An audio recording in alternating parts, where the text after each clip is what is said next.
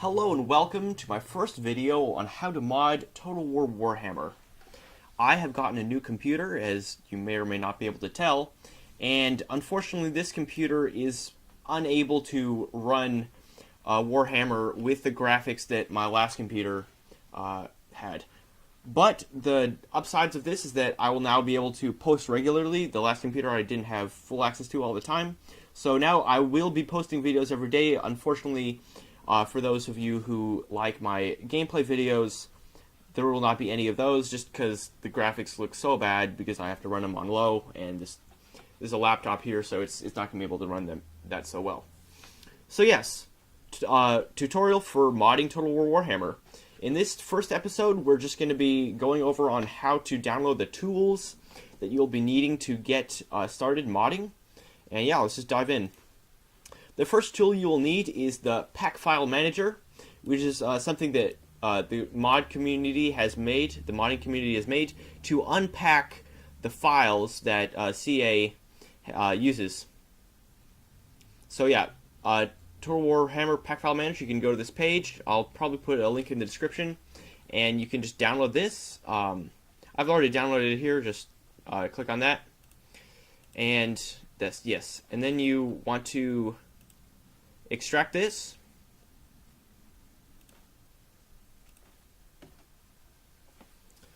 And open it up, and you'll see Pack File Manager, the application at packfilemanager.exe. So, when you first open this up, it's going to ask you to enter a directory, and this is basically telling the game, telling Pack File Manager where your game is stored. And it's pretty, it'll probably be slightly different on your PC. Or, yeah. So it'll be in C, Program Files, Steam, Steam Apps, Common, Total War Warhammer, and this is the place they want. So this is where Warhammer, the game is, and the data file is, and the assembly kit folder is. So what you're going to want to do is you're just going to copy this, and then you're going to paste it into this. They're asking for Total War H. I'm not sure what H is, but you can just paste it in. This is asking for Attila Total War, but for this series, we're just going to be modding Total Warhammer, so you can just paste it in for all of them. And Rome 2 Total War, you could paste in your directory for Rome 2, but I just want to mod. I'm interested in modding Warhammer, Shogun Total War, same thing. Napoleon Total War, Empire Total War. And that should be good to go. So, Pack File Manager will be opening up, and so this is the place where you can make all of the fine edits you want. There are two tools you're going to be using. The first is this Pack File Manager, and the second is the assembly kit that Creative Assembly made for modders. But there's some downsides that. Oops, what happened here? Okay. I don't think that was anything. So, yes, as I was saying, I will be talking about the upsides and downsides of using Pack File Manager and the assembly kit. I use a mixture of the two, just because they're better together. So yeah, first you'll be wanting to do is open the main file that Total War Warhammer has. And you can see, because we put in that directory, it opens straight to our data folder. And data.pack is the main one where 95% of your edits will be coming into. And yeah, it's just opening them. So this is the interface they have. Over here is the data.pack and all of the subfolders and files they have. And most of your edits will be going into the data.pack, and of those, the majority will be going into the DB section of them. And you can see there's a bunch of tables here, and they all have different uses. I will not be going over them. They're pretty self-explanatory, like CDR events options. If you just look at the things and look around, you can figure it out that it has to do with different events in in the campaign and different options they have. So if we go down, you can just open any folder you want. The most basic one is land units, and over here is each unit in the game, and over on the right is like stats, armor type, what class they are, man animations, stuff like that. And you can see down here is four subsections. So data underscore core is available to everybody who has bought the Warhammer game. Data underscore LU is just the first Regiment's Renown DLC. So the Grim in the Grave people who have bought the Grim in the Grave will be able to access this. And I'm not sure whether if you can edit it, but those who haven't purchased it, I'm not sure if you can edit it, but I know that those who haven't bought it will not be able to play with this. And then data underscore LU2 is the King and the Warlord, and the Pro 01 is Grombrandal the White Dwarf. So I'll be going over later on the details of how to work Pack File Manager, but for now we have downloaded it, and we'll go on to the next tool, which is the assembly kit. So this is in Steam. It's completely through Steam and supported by Creative Assembly. And if you go into Library Tools, you'll see it here. It'll probably be gray, just like Till Assembly Kit. But what you'll want to do is you'll just want to first download it, and it'll take a few minutes or however long it takes. And then you'll be able to play game.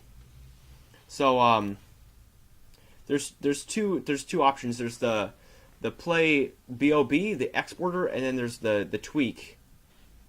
This is the tweak. The exporter, there's a certain workflow that's that goes with this. So if we go into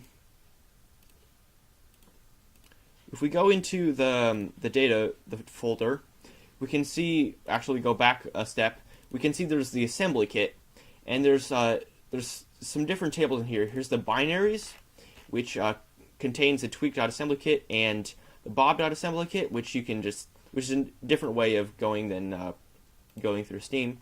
You can just run it here. And then there's the raw data, the working data, and once you create a mod, there will be another folder which will be retail. So the raw data is a series of XML files which basically tells the tweak what files to look at. So if we go into plugins, database visual editor, it'll connection established, and this to the raw data. So what it's doing is it's pulling information from the raw data, and it's just reading these. So if you look into agents, if you edit that, it's just a bunch of different. It's just an XML file with information on how to read the tables. So if we go into here, we can access that information by going into View, Table Launcher, and if we go into Agents,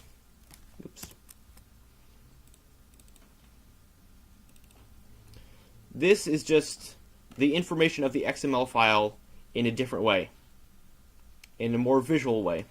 Thus, Database Visual Editor. So the connection that can be made between the Database Visual Editor, Dave, and Pack File Manager is that the Dave actually looks at all the DB files that we were looking at with Pack File Manager. So the reason I don't use Dave all the time is that it's very limited to the data.pack and the DB. So if we go back to our Pack File Manager and we open the data.pack,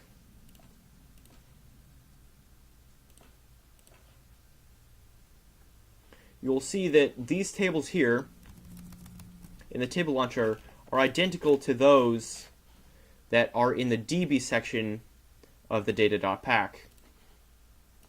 So if we go into DB, you can see here, agents tables, same thing, contains the same information as does the tweak.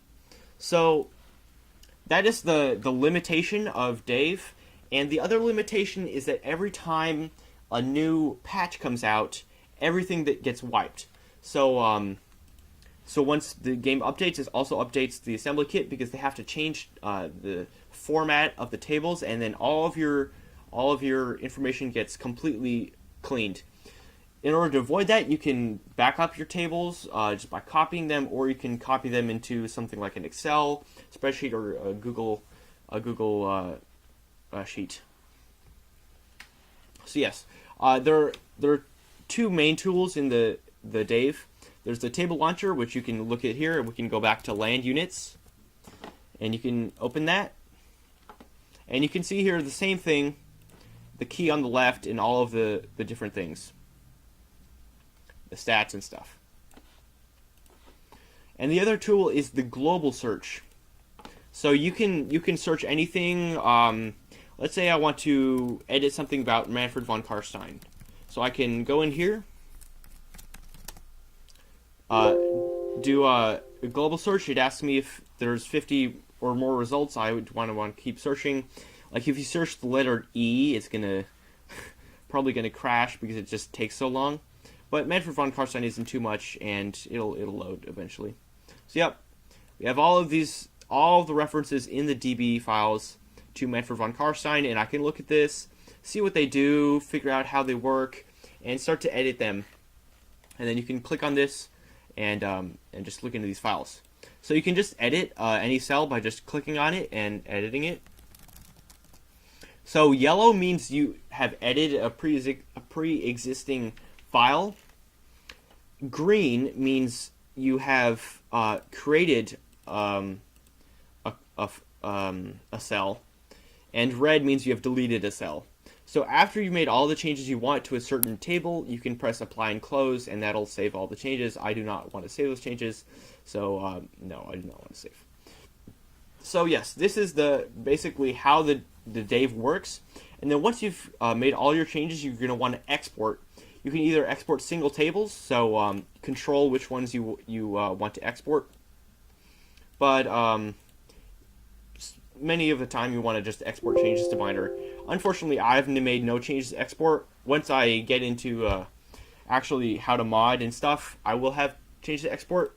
But once you've, I'm just going to go over the workflow of how this whole assembly kit works. So you export changes to binary, and you can come back to here. And remember, assembly kit, there are three things here. Binaries is the other one. And then you're going to use the bob.assemblykit to export those binaries into an actual thing. I'll get into here, and the working data is, yeah.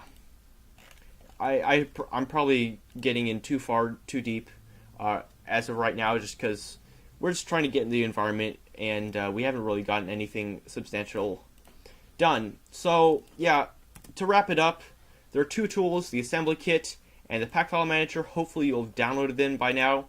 I tend to use the assembly kit in the beginning, and then when I want to make my final tweaks, I start using the pack file manager and clean it up. And that's all for now, and I'll see you next time.